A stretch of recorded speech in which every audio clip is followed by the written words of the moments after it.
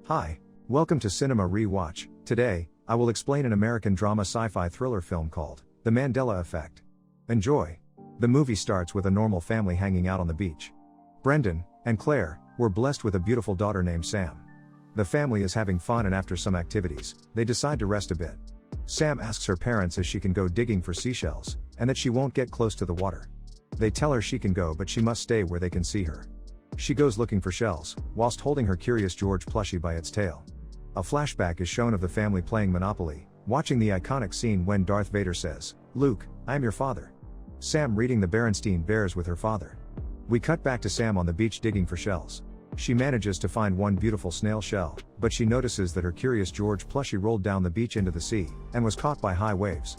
Her parents can't see her. Unfortunately, Sam decides to try and take the plushie. We cut to a church where Brendan and Claire are grieving, and we learn that it's Sam's funeral. Sadly, she drowned while trying to reclaim her plushie. After the funeral, Brendan and Claire are frozen and are emotionally scarred after losing their daughter. They talk about how it doesn't feel real. A few months have now passed, and one morning Claire decides to store all of Sam's possessions. When Brendan sees her, he immediately stops her and tells her he's still not ready to rinse her room like that. While putting everything back, he notices something strange. He sees Sam's favorite book, The Berenstain Bears, but notices that it's spelled differently. Then he remembers it.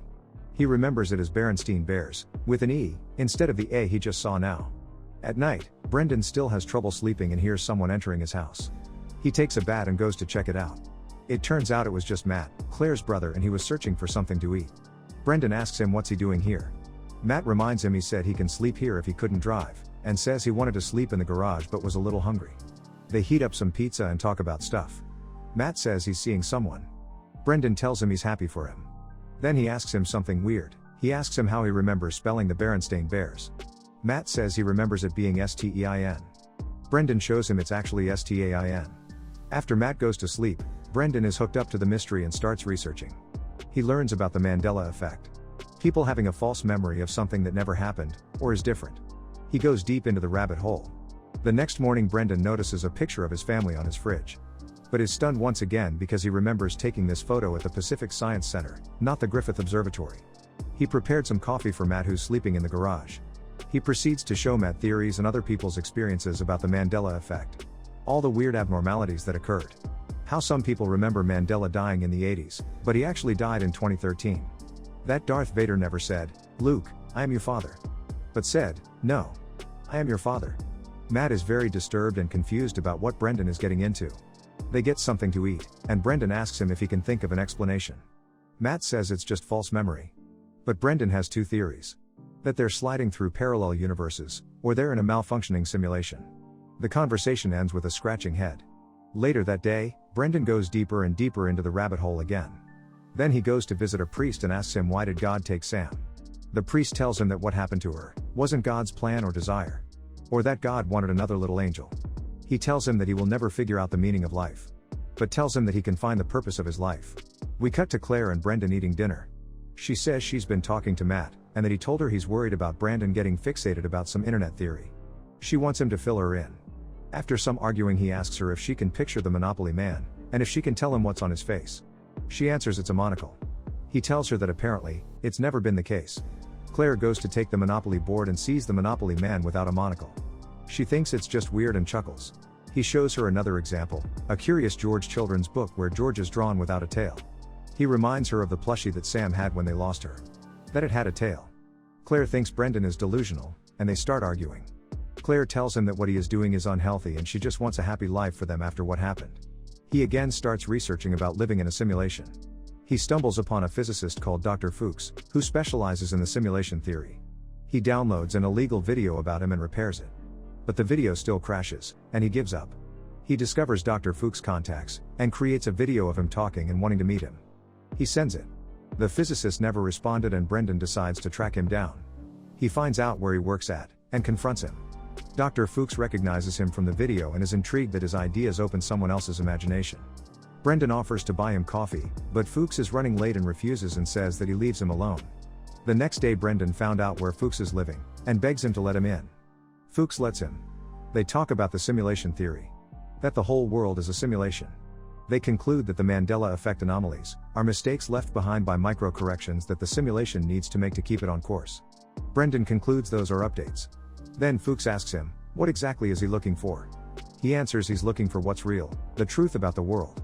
Then Fuchs asks him if he felt the joy inside him when Sam was born, and the sorrow and pain when she died. He says that we get to feel these things, it should be real enough. Then they go for a walk, and Fuchs explains that if they are in a simulation, whatever is running it has enormous processing power, but also has its limits. For example, if the environment that they're in right now, the simulation would only need to be concerned about the front of the walls, about the shadows, reflections in the glass. That the simulation is not wasting any power on what's inside the buildings, that they don't see. Then they talk about resetting the world, and for that they would need a lot of processing power. And a powerful program that can overwhelm the simulation. Fuchs says he had a team that assembled the first quantum computer. They go check it out. They go inside and enter the room with the most powerful computer on Earth. But one of Fuchs' old colleagues finds them and kicks Brendan out. We cut to Brendan, now at home sleeping. He is woken up by hearing someone calling him Dad. He goes into Sam's room and sees her for a moment before she disappears. When he wakes up, all sweaty, he is shocked to see his daughter Sam back. Sam and Claire go to brush their teeth, but when Brendan enters the bathroom, Sam is gone once again.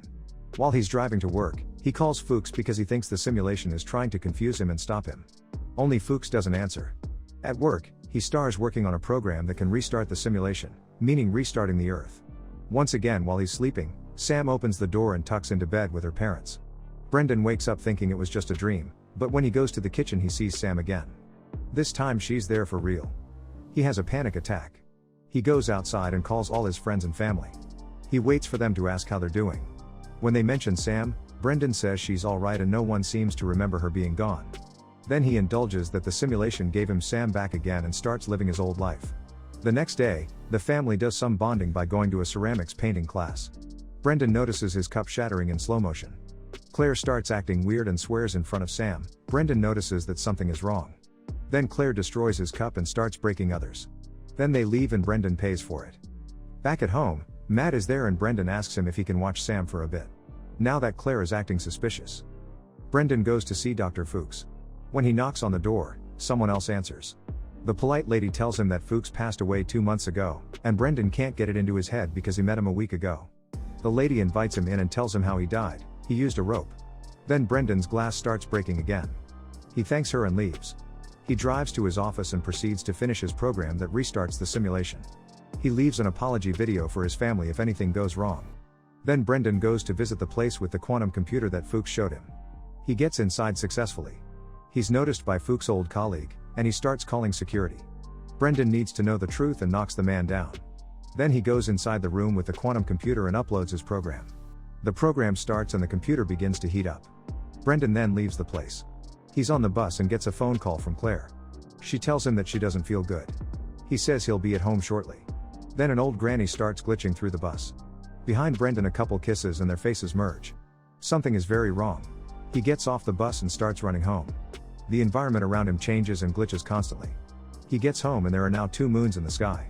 Everything around them is glitching, including his family. It seems that in fact the whole world is a simulation and Brendan was right. Claire's face turns into a pixelated monster.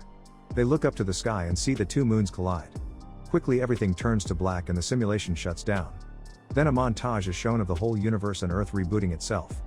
Billions and billions of years pass by. It turns around that the family is back at the beach. Sam once again asks if she can go look for shells.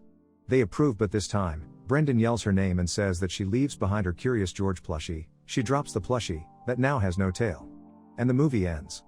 Thank you for watching this movie recap. Make sure to subscribe and we hope to see you in the next cinema rewatch.